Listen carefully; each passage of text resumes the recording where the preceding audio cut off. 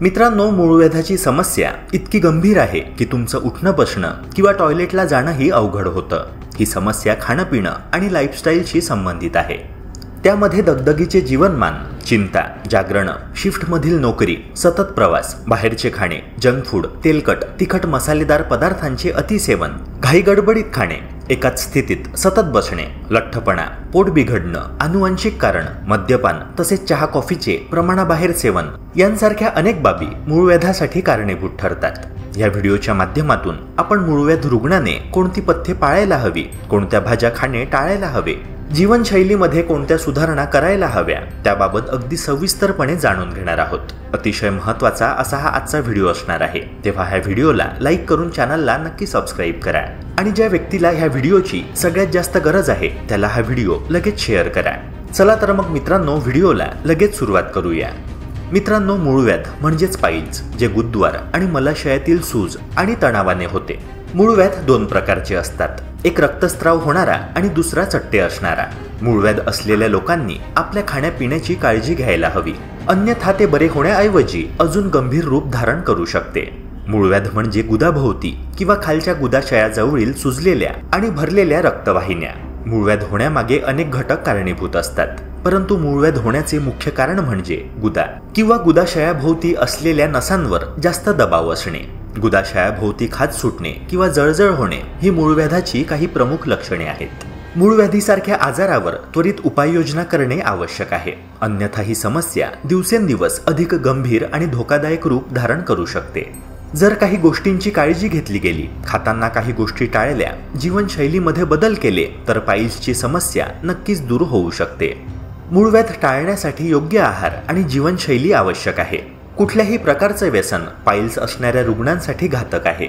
वाईट गोष्टींच्या व्यसनामुळे सुद्धा मूळव्याध वाढू शकतो। जंक फूड चवीला तर टेस्टी असते, पण ते आरोग्यासाठी हानिकारक आहे। त्यात पोषक द्रव्यांपेक्षा जास्त अनहेल्दी फॅट्स आणि एक्सेस कार्ब्स म्हणजेच कर्बोदके असतात, जे स्थूलता निर्माण करतात। म्हणूनच मूळव्याध असलेल्यांनी ते खाणे टाळावे। मूळव्याध असणाऱ्यांनी बाहेर खाणे टाळावे। हॉटेलमध्ये मिळणारे खाद्यपदार्थ अति तेलात आणि मसाल्यात बनवले जातात, त्याने पचन योग्य होत नाही। मांसाहार सुद्धा टाळायला हवा, कारण नॉनव्हेजमध्ये तेल आणि मसाले अति प्रमाणात असतात, ज्याने मूळव्याधाचा त्रास अजूनच वाढू शकतो। मित्रांनो, मूळव्याधीच्या समस्येला रामराम करण्यासाठी तुम्ही चहा कॉफीचं सेवन कमी करायला हवं। जेव्हा एखादी व्यक्ती जास्त प्रमाणात चहा किंवा कॉफीचं सेवन करते, तेव्हा ती सवय मूळव्याधाला आमंत्रणच देत असते। चहा आणि कॉफीमध्ये कॅफीन असतं, ज्याच्या अतिसेवनाने शरीरातील पाणी कमी होतं आणि मग मलत्याग करताना समस्या उद्भवतात, कॉन्स्टिपेशनचा त्रास होऊ शकतो। तेव्हा चहा आणि कॉफीचं सेवन कमी करणे गरजेचे आहे। अनेक अशा भाज्या आहेत ज्यांच्या सेवनाने गॅस, ॲसिडिटी, अपचन आणि ढेकर अशा समस्या निर्माण होतात।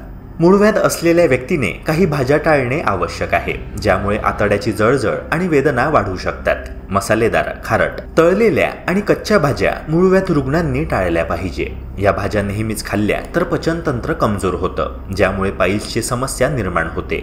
जास्त मसालेदार आणि तळलेले, भाजलेले पदार्थ आरोग्यासाठी नुकसानकारक असतात, यामुळे शरीरात फॅट वाढतं, सोबतच ते सहजपणे पचतही नाही। या पदार्थांमुळे बद्धकोष्ठतेची समस्या सुरू होते, जी पुढे जाऊन पाईल्सचं रूप धारण करते।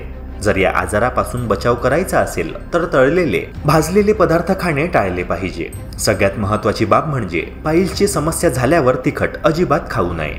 मूळव्याध असणाऱ्यांनी हिरवी आणि लाल मिरची खाण्याचा मोह टाळायला हवा। अनेकांना मिरची आणि चटपटीत मसालेदार पदार्थ खायला आवडतात, पण त्याने त्यांची समस्या अधिकच वाढू शकते। चांगल्या आरोग्यासाठी आणि मूळव्याधीपासून त्वरित सुटका व्हावी यासाठी त्यांनी मिरची आणि मसालेदार पदार्थ खाऊ नये। तिखटामुळे पाईल्सच्या जखमा कमी होत नाही, इतकेच नव्हे तर पाईल्सच्या सुकलेल्या जखमा तिखटामुळे पुन्हा सक्रिय होतात। त्यासोबतच चटपटीत, मसालेदार, गरम पदार्थही खाऊ नयेत। पाईल्सच्या रुग्णांनी बेकरी प्रॉडक्ट्स सुद्धा टाळायला हवे। बेकरीमध्ये तयार प्रोडक्ट्स जसे की केक, पेस्ट्री, ब्रेड हे पदार्थ पचायला खूप वेळ लागतो, यामुळे पोटाच्या पचनतंत्रावर प्रभाव पडतो आणि शरीराचं मेटाबॉलिझमही प्रभावित होतं। जर तुम्ही रोज हे पदार्थ खात असाल तर याने तुम्हाला पाईल्स व्हायला काहीच वेळ लागणार नाही। याशिवाय कच्ची फळे देखील अजिबात खाऊ नये। जोपर्यंत फळं चांगले पिकत नाही तोपर्यंत त्यांचे सेवन करू नये। कच्च्या फळांमध्ये पोटाला इरिटेट करणारे कंपाऊंड असतात, जे वेदना अधिक वाढवतात। त्यामुळे फळांचं सेवन केवळ तेव्हाच करावं जेव्हा ते चांगले पिकलेले असतात। कच्ची फळे पचनास त्रास देऊ शकतात, ज्यामुळे बद्धकोष्ठता वाढू शकते, जी पाईल्सची लक्षणे वाढवते. कच्च्या फळांमध्ये फायबरचे प्रमाण जास्त असल्याने ते आतड्याला अधिक उत्तेजित करू शकतात, ज्यामुळे मूळव्याधास त्रास होऊ शकतो. मूळव्याध असणाऱ्या व्यक्तींनी हिरव्या पालेभाज्या खाव्या. त्यात भरपूर प्रमाणात अँटीऑक्सिडंट्स आणि पोषक तत्वे असतात. पालेभाज्या खाल्ल्याने पचन चांगले होते. या लोकांनी पालक, कोबी, फुलकोबी, काकडी, गाजर, कांदा खायला हवा. त्याचप्रमाणे या लोकांनी दिवसातून कमीत कमी 3 ते 4 लिटर पाणी प्यायला हवे, कारण पाणी प्यायल्याने शरीरातील विषद्रव्ये लघवी वाटे बाहेर निघून जातात. बद्धकोष्ठता ठीक होते आणि शौचास त्रास कमी होतो. मित्रांनो, आशा करतो की हा व्हिडिओ तुम्हाला महत्त्वाचा वाटला असणार. तेव्हा व्हिडिओला लाईक करून चॅनलला नक्की सबस्क्राईब करा. भेटूया पुन्हा एका नव्या व्हिडिओसह. जय हिंद, जय महाराष्ट्र.